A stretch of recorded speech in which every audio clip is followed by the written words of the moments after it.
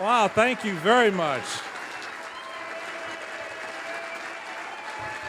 Thank you. Well, this it's pretty awesome. It's great to be here. Man, it is great to be here in Oregon. I won't even ask how you folks are doing. You're doing just fine right here in Oregon tonight. Absolutely. It is a real pleasure. Thank you, Chairman Tiernan. It's really great to be back here with you in your state. I want to thank you first and foremost for your leadership, what you have managed to do in the 60 days that you have been in office is nothing short of amazing. It is certainly important for the good people of this state, especially the Republican Party. Thank you for bringing the life back to the GOP here in Oregon. Congratulations, sir. Congratulations.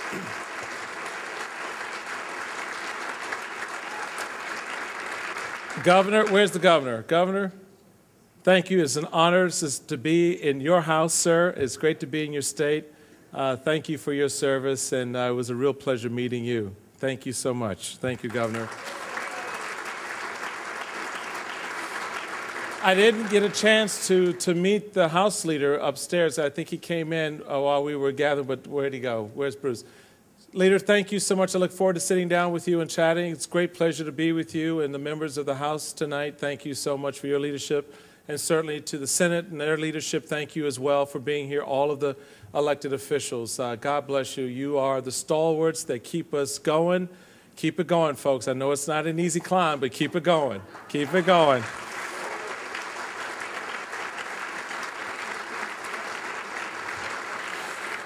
To your National Committee woman, Donna Kane. Where's Donna? Where's Donna? She's around. Donna's in the back. Donna, there you go. Good to see you, Donna. Thank you so much for your leadership, and it's great to be on your team. Your National Committee man, Solomon Yu. Solomon, where are you? Solomon's in the house somewhere. Thank you so much as well. I wanted to introduce a friend of both Bob and myself who's visiting with us from the great state of Washington, the chairman of the Washington GOP, Luke Esser. Where's Luke? Chairman Esser, thank you so much for being here.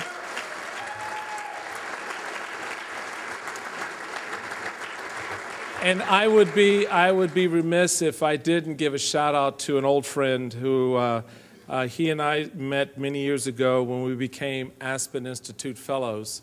And when I first met him, I thought to myself, this is a pretty cool guy. And then he started to speak, and I said, yeah, he's a really cool conservative. I like this guy. And we became fast friends. We've traveled the globe together on official missions to Iraq and the Middle East as part of our efforts to be the new leaders out there, to have a voice, to bring the voice of America to parts of the world. And you have a great leader and a great senator, and your state senator, Jason Atkinson. It's great to see you, sir. He had a little bit of a mishap a while ago and nearly scared me crazy. But it's good to see you up and about, man, and keep it going. Keep it strong, all right? All right, don't stop. Well, it's great to be in your house. I tell you, this is so much fun. I'm so excited. I have to thank Bob and Donna and Solomon for the opportunity to serve as the new chairman of the Republican National Committee. It has been a phenomenal honor for me. It has been 40 days to the date. Yes, it may seem like 40 years, but already we have got a lot of folks in Washington worried and concerned, and I like that very, very much. But I have to share with my friends of Oregon this little lesson that I have learned in these 40 days, especially in this past 24 hours or so. And that is very simply this, and please understand and appreciate, because this will apply to you at some point. You cannot please everybody. But you can certainly tick them all off at the same time. And I've gotten pretty good at doing that. And so just keep it up. Look, there are folks right now that are telling me, okay, why don't you just sit in the corner for like 12 days, all right? And just trust me, I'm not. Trust me, I'm not. No, no, no, no, no. They don't call me the man of steel for nothing. As one friend put it to me the other day, he says, well, you're not really the man of steel to the Democrats. You're more like kryptonite. So I appreciate that, too. There are a couple of things that I want to share with you tonight. First, starting with how happy my heart is right now to see so many of you here. In talking with the chairman and some of the leaders, they themselves were just brimming with pride at the reception that we had upstairs, this gathering here tonight, to see so many activists and leaders come out in celebration of our party. You know what it tells me? It tells me that we have finally taken our heads out of the sand. We've stopped moping and whining and complaining, and we're ready to roll up our sleeves and kick some Democrat you-know-what.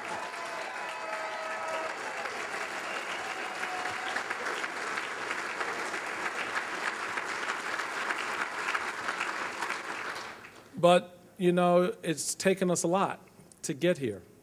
We've gone through a lot to get here, and I don't have to tell you how important it is to support your party, whether it is your local party, whether it is your state party, or your national party.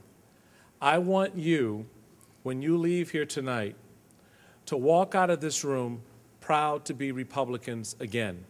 I want you, when you walk out of this room tonight, I want you, when you walk out of this room tonight, to start acting like Republicans again. I want you, when you walk out of here tonight, to tell every neighbor, every friend, every family member, even that crazy uncle in the corner, all right? Tell them all that our party is back and we're ready.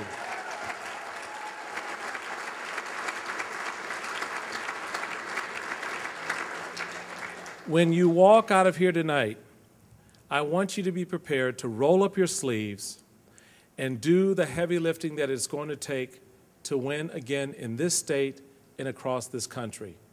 It is going to require us to do unprecedented work in finding candidates and recruiting them, training them, helping them to become the voice of the people, to represent the people. It's going to require an incredible amount of work to raise the dollars that are going to be necessary to put in place the programs for those candidates, to develop that message and to deliver it throughout this state for the people to understand and appreciate what our core Republican values are all about, what our first principles really mean to them and their families. That the idea that we are best served when we help ourselves and one another, when we lift ourselves up by our own bootstraps and reach over from time to reach and help a neighbor. We are best served when the government is checked and put in its proper place and gets out of our way.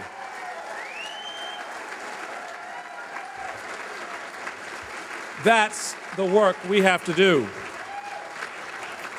Now, if you listen to the national media, Lord knows I stopped doing that a long time ago, you'd think that the Republican Party didn't exist anymore. You'd think that, man, they've turned out the lights and gone home. I want you to let them know you're alive and well here in Oregon.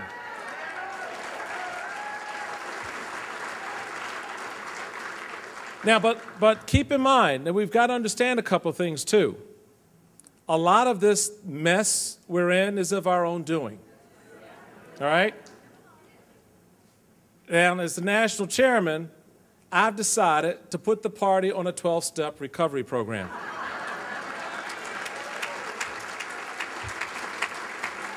And it starts by acknowledging our own sins, our own faults. Remember 1994, folks? Remember that little thing called the contract with America? Remember when the American people decided to entrust us with the keys to leadership? They entrusted us to lead them through good times and hard times. Little did they expect us to create the hard times for them. But when we went to Washington and got that Potomac fever by drinking from that water of influence and power, when we actually had folks who would drive up in cars and let us get in, and we ride in the back seats, and they'd open doors at the fanciest restaurants and welcome, Senator, welcome, Congressman. We lost our minds. We forgot why we were sent there. But the people never did. You never did. You grew disappointed in that leadership as well. Your faith in this party was shaken because you saw people who were sent to Washington to do a job on us. Well, I'm here to tell you,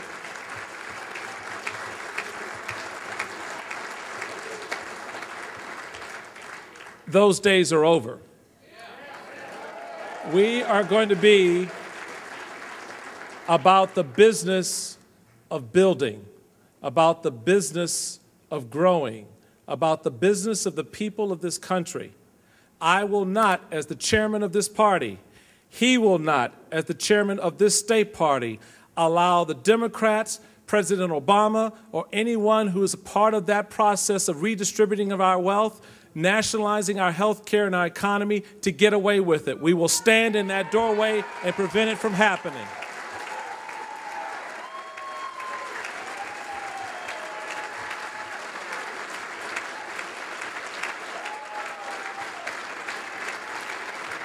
Now,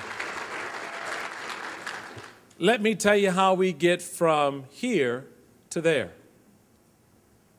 Right? You ready? Okay, here we go. There was a Democrat and a Republican walking down the street. And they came across an individual who was going through some tough times. And the Democrat looked at the Republican and said, what you going to do about that? And the Republican said, well, I'll just go over and talk to the man and see how I can help. Walked over, talked to the gentleman, realized he just lost his job and he needed an opportunity. So he told the gentleman, said, look, I tell you what, here's my business card. All you've got to do on Monday morning, just stop by my office and we'll see if we've got something for you to do. It's not much, but it's something. Maintain your dignity, your self-respect. See what we can do. Here's $20. Get yourself something to eat. I'll see you Monday. Now, the Democrat was impressed by that. So they go a little bit further and they find another gentleman who's down on his luck. And the Republican looked at the Democrat and said, now what you going to do about that? And the Democrat said, oh, I got this. So he walks over to the man, talks to him a little bit. Then he turns around and says, well, look, here's the card to the local welfare office. Reached into the Republican's pocket, took out $50 and gave it to the man.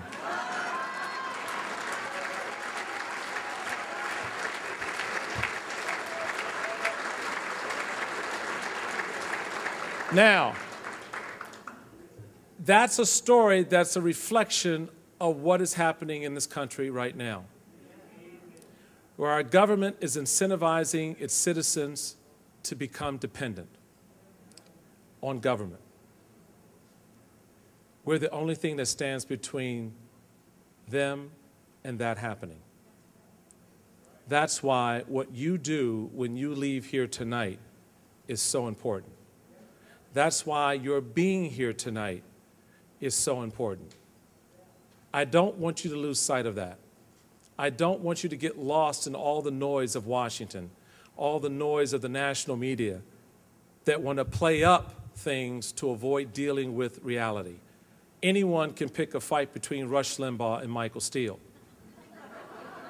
when no fight exists to distract you. Anyone can pick a fight between Sean Hannity and the president when there is no fight to distract you. Don't be fooled by the hype. Stay focused, stay principled, stay in leadership. My responsibility as your national chairman is to do something very simple: win elections. And in order for me to do that,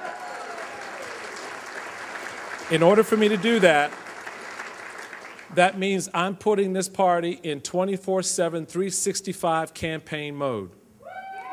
Every day, We work towards winning one more seat, one more opportunity, one more voter. I need you registering voters. I need you talking to voters. I need you building coalitions with voters.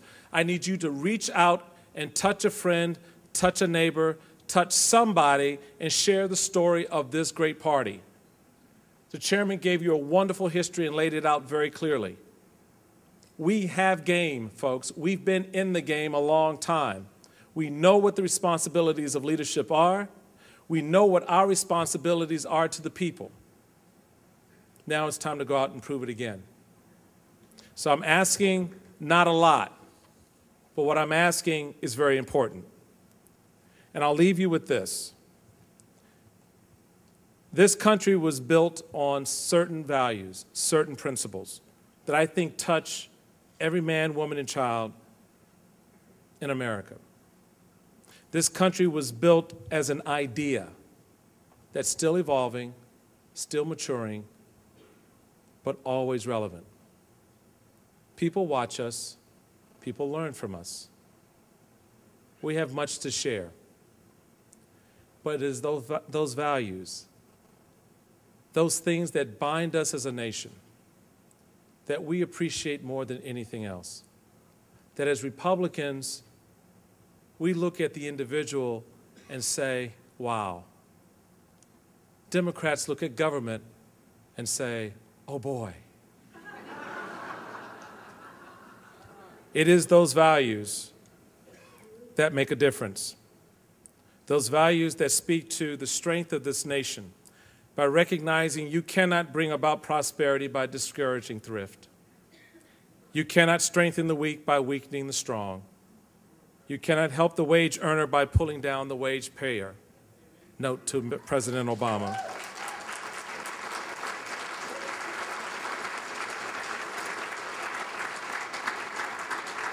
You cannot further the brotherhood of man by encouraging class hatred.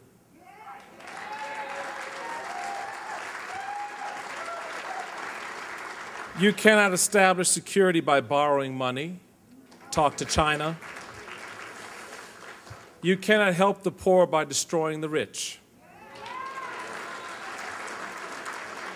You cannot build character and courage by taking away one's initiative and incentive. And you cannot help the good men and women of this nation permanently by doing for them what they should do for themselves.